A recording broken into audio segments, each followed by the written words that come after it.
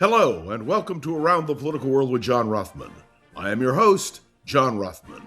If you're a fan of the show, make sure to hit the follow button on the top right of Apple Podcasts, Spotify, or wherever you are listening at this very moment. When you hit follow, leave a review or share an episode with a friend. It helps other people discover the show, keeps us going, so I like to point out each and every day, it expands our base.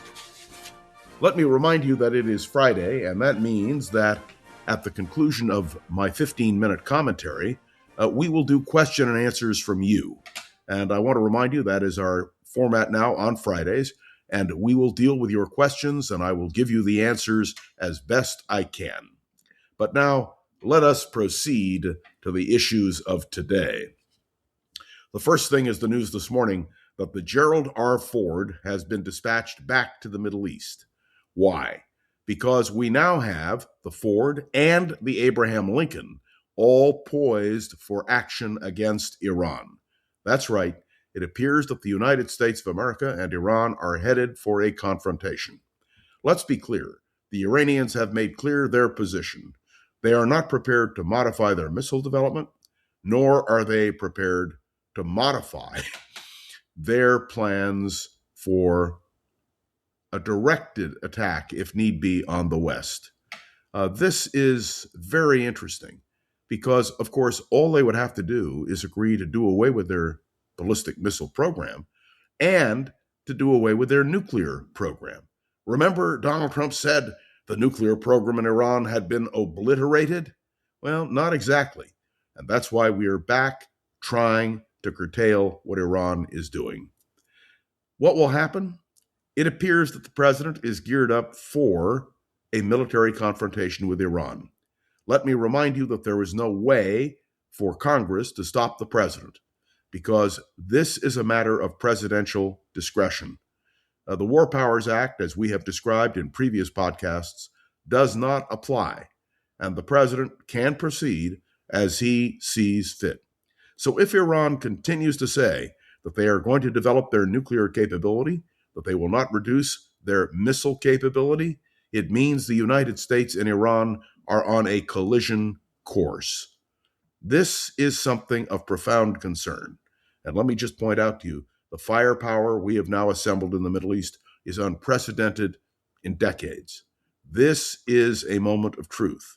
And how the president proceeds on the question of this confrontation, well, it's up to him. The second major issue that I want to talk about today is the Environmental Protection Agency. We reported the other day that they were going to cancel the directive issued many years ago dealing with emissions in the air.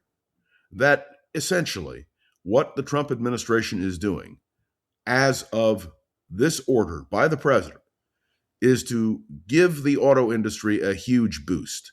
Because, ladies and gentlemen, all of that stuff going into the air, it appears the president has decided that's more important than anything else. This has a huge impact on global warming, not just in the United States, but throughout the world. And let me remind you that this president denies that there is such a thing as global warming. He has done it repeatedly, and he withdrew us from the Paris Accords, first during his first term, and then at the beginning of his second term, again, withdrawn from the accords. So the Environmental Protection Agency, led by Mr. Zeldin, has essentially made the decision, and we are now going to have to live with it. And that means we are going to see more problems in terms of air pollution, and certainly more problems in terms of the quality of the air that we breathe. This is really something because it turns out the Environmental Protection Agency is no longer protecting the environment.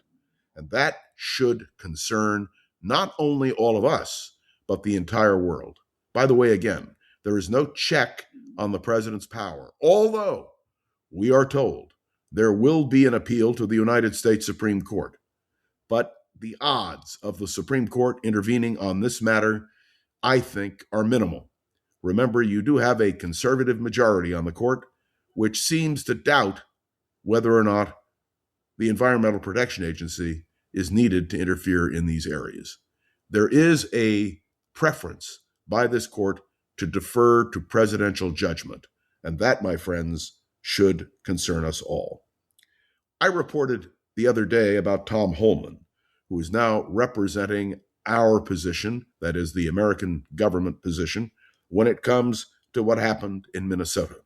Now, let me be clear and precise. What happened in Minnesota is that the administration has now declared victory. I don't know what they had a victory over. There were no mass deportations. The crime rate in Minnesota did not go down.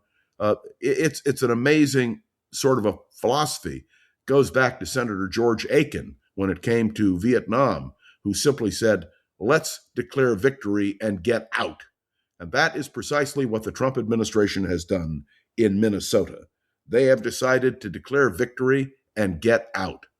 But this does not obviate the problems which we are going to have with many, many other states and cities. And the president's threat to use his power to, quote, clean up the cities, end of quote, and to deport illegal immigrants and all the rest seems to be on the table. Mr. Holman made clear that the basic policy is not being changed, and I think that is really important to understand. Holman is a more benign figure than previous people who have come to Minnesota. He is certainly more benign than all of the situations we have seen on the border, but I have to tell you, this is a serious matter. There's a lot of discussion about ICE and whether or not money should be renewed for ICE. The Democrats are holding the line in the Congress and saying there will be no extensions about spending unless the ICE issue is dealt with. So I want to state my position clearly. ICE can be a valuable agency used properly. The Trump administration is not using ICE properly. We have seen that repeatedly. And, of course, the example of what happened in Minnesota rings clear in all of our minds. But, again, the president seems to believe that he has it in hand.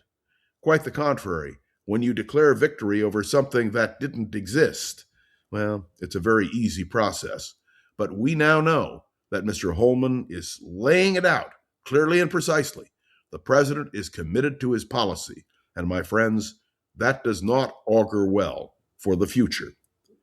We also have the situation of Judge Richard Leon, who was appointed by George Bush to sit on the court. And he has essentially told Pete Hegseth and the Department of Defense, and yes, the Trump administration, hang it up when it comes to Mark Kelly. You know that the administration was going after Mark Kelly with everything they had because of that video in which Mark Kelly and other members of Congress, including Senator Slotkin and 4 House members, simply reiterated the simple fact that if an order given is illegal, you don't have to follow it. That's part of the military code of justice. We've talked about that here on this podcast. But I want everyone to understand this is a tremendous blow to Pete Hegseth and to the administration, and a great triumph for Mark Kelly. Mark Kelly is a national hero. He flew combat missions. He flew into outer space. He is a United States Senator. And yes, this I believe. I believe that what this administration has done to Senator Kelly is the equivalent of what Lyndon Johnson did to Richard Nixon in 1966. Johnson attacked Nixon and elevated Nixon immediately to star quality, and, of course, set Nixon up for the campaign of 1968. There is no doubt in my mind that had Lyndon Johnson not attacked Richard Nixon, and had Nixon not had the opportunity to respond on national television in 1966, where Republicans made major gains in the House and in the Senate, there is no doubt in my mind that Nixon would have had a bigger problem in 1968. What the administration has done has to set up Senator Mark Kelly as a potential Democratic nominee for president. And let me tell you, he's a national hero. He's an articulate guy. His wife, Gabby Giffords, former member of Congress, was shot, you'll recall. All of these things will play to his advantage if he chooses to run for the presidency of the United States. There is another aspect of this, and that is the fact that Pete Hegseth is completely unsuited to be Secretary of Defense of the United States. The chaos in the Defense Department is real.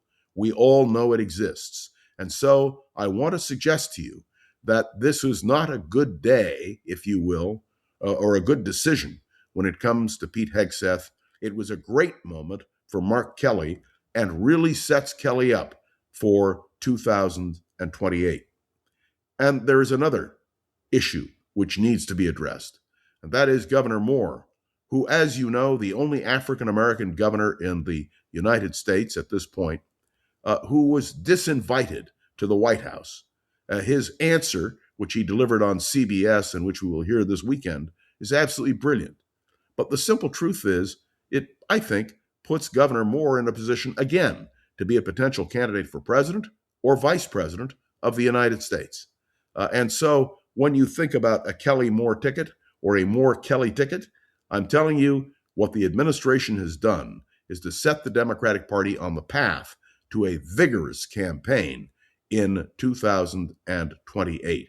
So these are things to think about.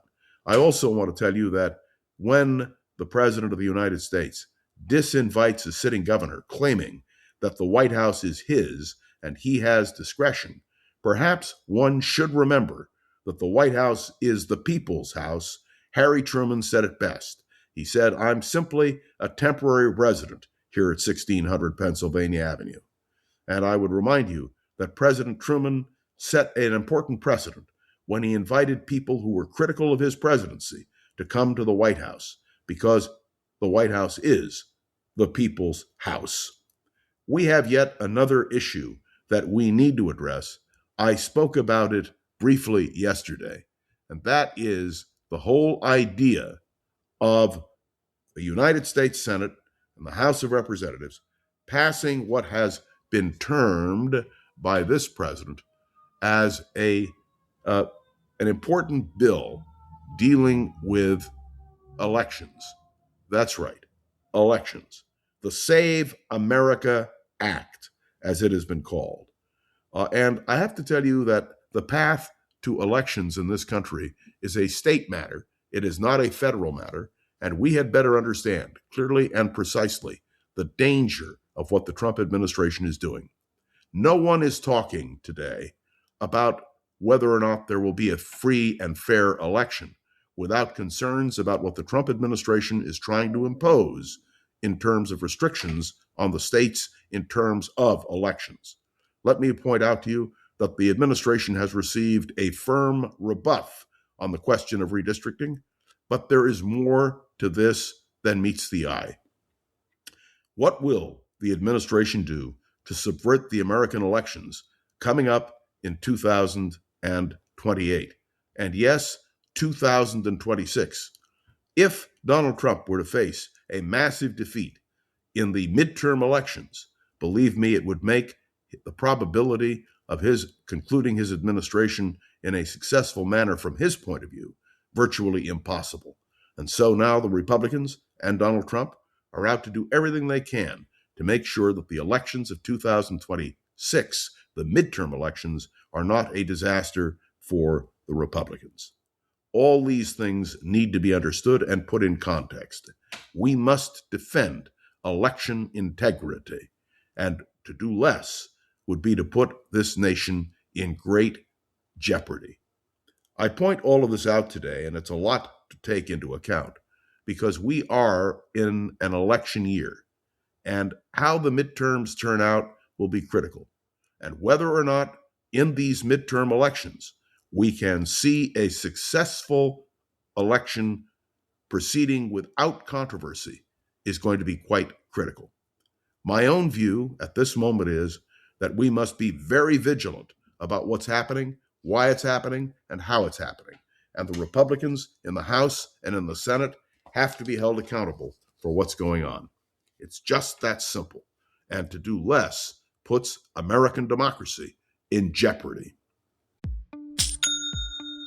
Nobody does selling better than Shopify. Shopify is the home of the #1 checkout on the planet. And the not-so-secret secret, with Shop Pay that boosts conversions up to 50%. meaning way less carts go abandoned and way more sales going through. So if you're into growing your business, your commerce platform better be ready to sell wherever your customers are scrolling or strolling. On the web, in your store, in their feed, and everywhere in between. Businesses that sell more sell on Shopify. Upgrade your business and get the same checkout that Skims uses. Sign up for your $1 per month trial period for 3 months at shopify.com/Westwood1, all lowercase. Go to shopify.com/Westwood1 to upgrade your selling today. Shopify.com/Westwood1. Well, you know that we are going to conclude these commentaries and go now to your question and answers. So let me go directly to that. And let me tell you, we've had a flood of question and answers. So I'm going to open up my computer and I'm going to get those question and answers for you right now. So let's start with this. By the way, you know that you can submit a question. All you have to do is go to YouTube or Spotify, click on the links to the show notes to connect with me on social media. The wonderful Gogo Zoger, the producer of this program, assembles the questions, and we proceed accordingly. This one came in yesterday. It is from Bill from San Francisco. Heard your broadcast on the Ukraine war. You invited replies, and unfortunately, your broadcast was most compelling. I cannot believe that there is just no public outrage over what is happening. The last I heard, Jeffrey Epstein is dead, but he is still getting more press than the Ukrainian situation, where thousands are continuing to be slaughtered. There's more to the question, but I'm trying to abbreviate things for everyone and let you understand very clearly that Bill is 100% correct. We have a serious, serious problem. And the serious problem has to do directly with Ukraine. This, I must tell you, is something we have to be concerned about. And Bill, I don't have an answer. The President of the United States is distracted by many issues. And even if he were not, the fact is that he said he could solve this problem overnight when he was elected, and that's not the case. The problem, the obstacle, is Vladimir Putin. Putin has ambitions, and he seems unrestrained in terms of going after them. But let's be clear. The fact is that you point out something very important. The world does not seem to care. But I'm going to modify that and say I think the world cares. I think the problem is, what can the world do? Sanctions on Russia to a degree, but not completely effective. And of course, the nuclear threat hangs over us. Both Putin and his foreign minister and the former president of Russia have threatened repeatedly that if there were interference, they, that is Russia, would not be averse to using nuclear weapons. And that is a problem. I wanted to make this crystal clear. I don't have an answer, but I do know that the world has turned a blind eye. And what that means in terms of the lesson learned is, if you've got a problem, there are limits to what superpowers will do. Oh, it's one thing to go into Venezuela, which is a third-rate country where there's no opposition and where you can claim a military triumph. But it's another thing when you try to check what is going on when you're dealing with Russia. So, Bill, I regret to say, I don't have an answer. I wish to God that I did. But I do know this. We need to watch every day what's happening in Ukraine. We need to check the sources, Google Ukraine, take a look at what's happening, and we need to talk about it. And I can assure you I will. And we have to hope against hope, that in some way the carnage can be reduced, that Ukraine can assert its independence. Will that really happen? Not the way things are going now. And that, my friends, is my blunt assessment. But Bill, thank you for the kind words. I really appreciate it. Jean says, grateful I'm not a brainwashed anti-American liberal piece of, we won't use the expletive, which we are deleting. Look, everybody can disagree, but this is not a liberal or a conservative issue. Nobody wants to see the presidency misused, whether it's by a Democrat or a Republican.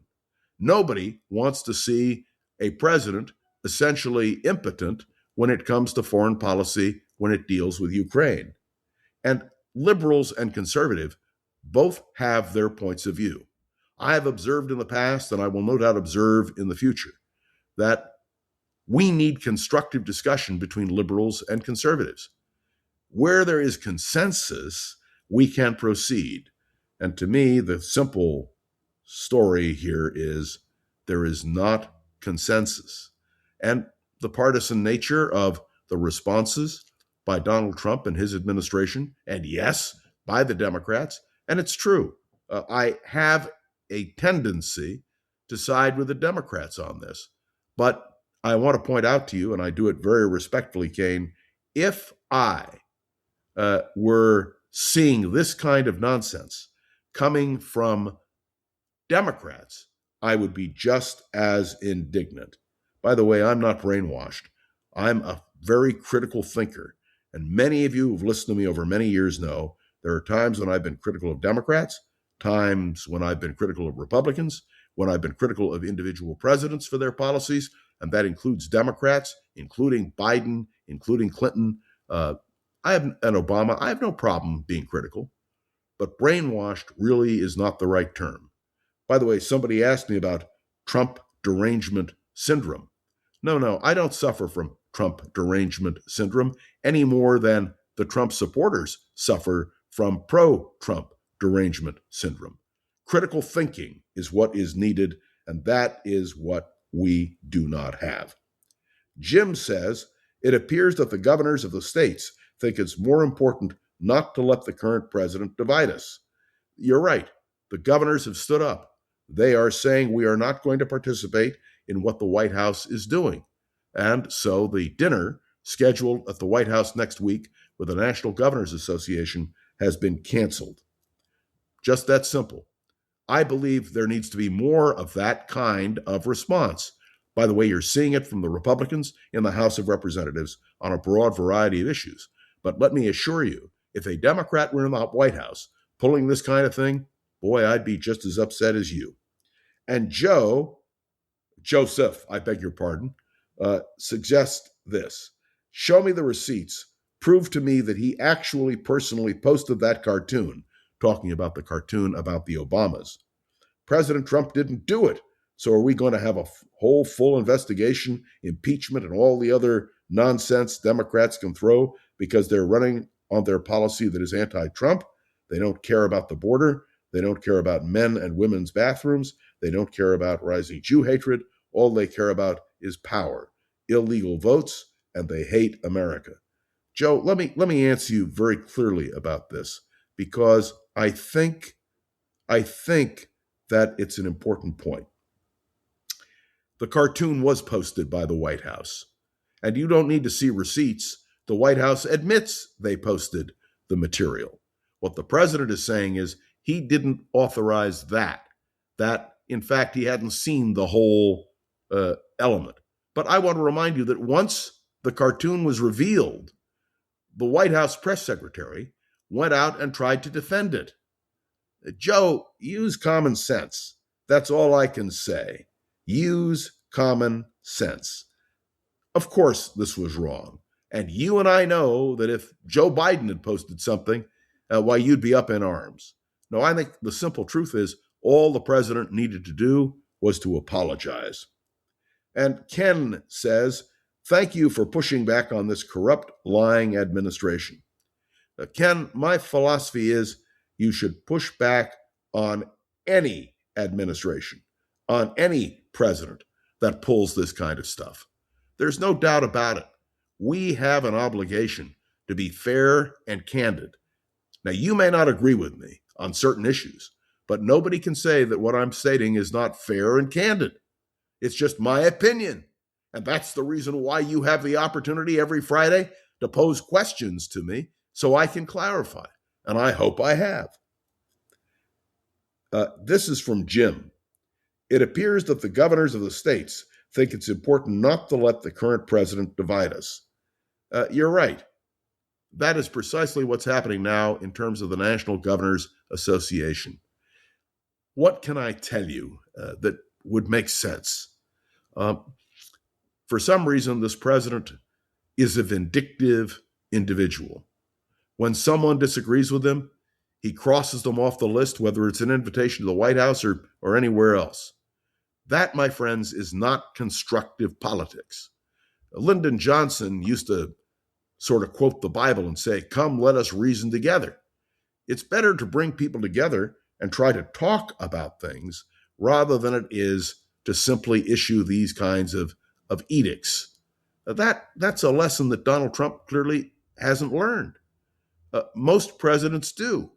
Most presidents are willing to sit down and talk. We're going to observe President's Day on Monday, and we'll talk more about that, I'm sure, on Monday.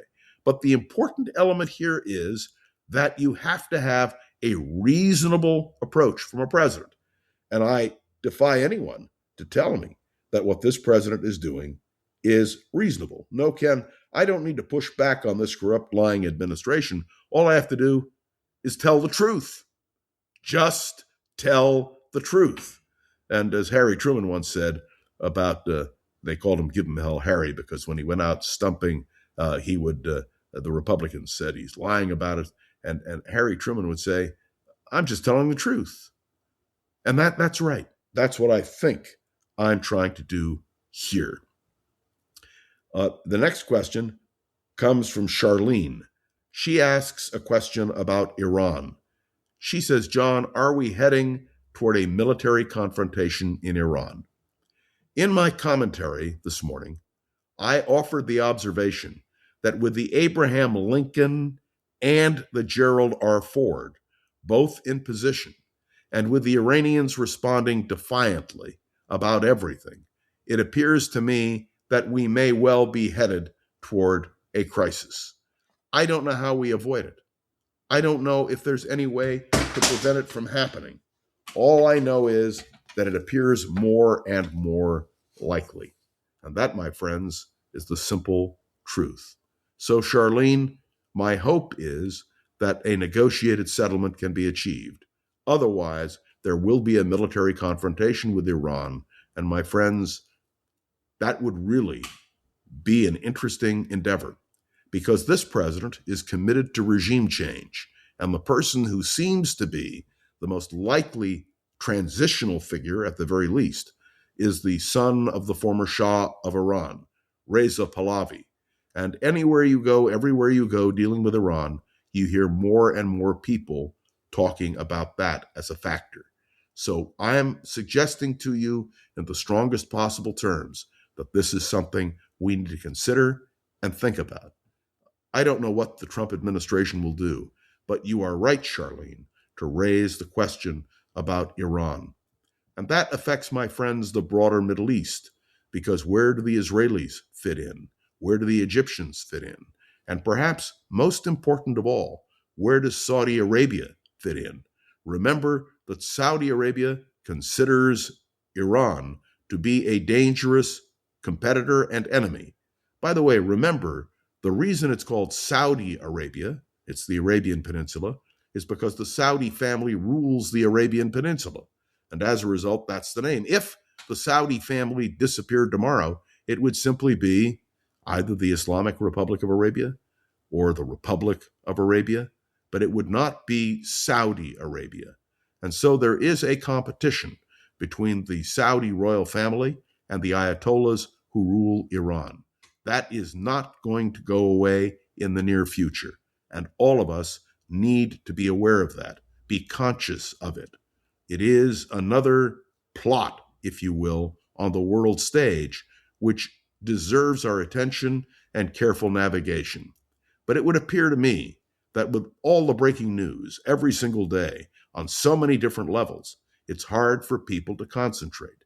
I understand that. One of the things that the Trump administration has done is to offer us a potpourri of issues which we can selectively address. That's not a bad thing. But when those issues are used as distractions from other major issues, that should be a major concern. Last observation this morning, and this comes from Hillary, who asks, who will win the November election? The Democrats or the Republicans? Who will control the House? Who will control the Senate? Hillary, if I were a betting man, which I'm not, I would say the Democrats will control the House, even shot at the Senate. But whatever happens, there will still be something of a deadlock because no one will have a clear, precise path. It's the old debate, and it's a good one, Hillary. Should one party have all the power? And I think the answer, which we are seeing very clearly now, is with the Republicans in control of the presidency, the House and the Senate, however narrowly in the House and Senate. Nonetheless, one-party rule, in my judgment, is not a good thing. I like divided government, and the reason I like it is because it compels compromise. And that, my friends, well, that may be the way it works. As Lyndon Johnson said, come let us reason together. And that's what we have to do in this country if we're going to get out of this quagmire of attack, counterattack, back and forth. All right. Thanks for tuning in to another episode of Around the Political World with John Rothman. I love to hear your thoughts. I love to hear your comments. You can write me a review on Apple Podcasts, drop a comment on YouTube or Spotify, click any of the links to the show notes to connect with me on social media, and keep those questions coming. All of you. When you have questions, you can send them anytime. GoGo is putting them together, and I'm delighted that she is. Please remember to share this episode with a friend or colleague so we can continue to grow and expand, which of course is our goal. You must know the show has been getting so much positive attention that we're excited to bring on advertising support. That advertising support helps us to promote Around the Political World with John Rothman. We're going to continue doing it, and we hope you're enjoying it. Please give us your feedback. And I want to say a special thank you to GoGo Zoger. We had a wonderful meeting yesterday, and GoGo, I appreciate everything you do. And to all of you, keep those questions coming. It doesn't have to be something I am talking about. It can be something you are concerned about. So by all means, let those questions come, and we'll continue this process every Friday. I am John Rothman. You are listening to Around the Political World with John Rothman. I'll see you Monday. And remember, Monday is President's Day, one of my favorite days. All right, have a great weekend. If you like the show, please take a moment to rate, review, and subscribe. It really does help the show to grow. Thank you for listening.